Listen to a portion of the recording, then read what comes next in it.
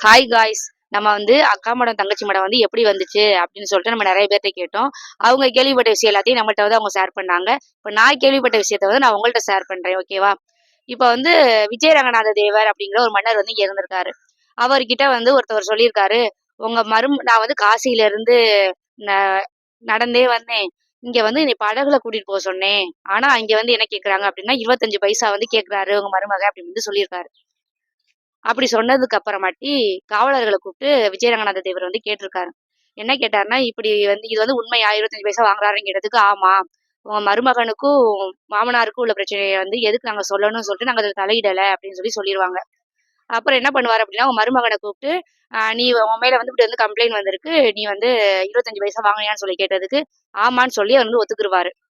ஒத்துக்கிட்டதுக்கு அப்புறமாட்டி அவங்களுக்கு வந்து அவர் சொல்லுவாரு, "நீ செய்தது வந்து தேச குற்றமா இருந்தா உன்னைய வந்து நாடு கடத்தியிருப்பேன். ஆனா நீ செய்தது வந்து சிவன் குற்றம். அதனால வந்து உனக்கு வந்து நான் தலைய துண்டிக்கிற மரண தண்டனை வந்து விதிக்கிறேன்." அப்படின்னு சொல்லிருவாங்க. இதை கேள்விப்பட்ட வந்து அக்காவும், தங்கச்சியும் அப்படின்னா அந்த அவளோட 2 பொண்ணுங்களையுமே அந்த மருமகன் அவளுக்கு தான் கட்டி குடுத்துருப்பாரு.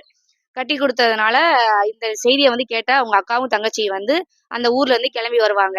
நம்ம கடைசியா தாலி கட்டுனதுக்காக அவர கடைசியா ஒரு வாட்டி பார்த்து வரலாம். நம்ம அப்பா சொன்னத கண்டிப்பா நிறைவேத்திருவாரு. அப்படின்னு சொல்லிட்டு அத பார்க்கறதுக்காக வந்திருப்பாங்க.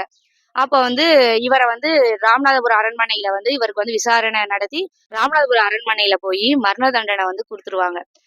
மரண தண்டனை வந்து குடுத்து அவங்களும் இறந்துருவாங்க. இந்த செய்திய கேட்ட அக்கா வந்து பல்லக்குல இருந்து கீழ இறங்கி தீ மூட்டி இறந்துருவாங்க.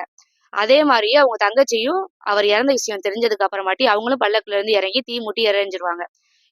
இது வந்து அவங்க இறந்ததுக்கு அப்புறமாட்டி விஜயரங்கநாத தேவர் வந்து என்ன பண்ணாரு அப்படின்னா, அவங்க 2 பொண்ணுங்க வந்து இறந்த இடத்துல வந்து மடம் கட்டி சாப்பாடு போட்டாங்க.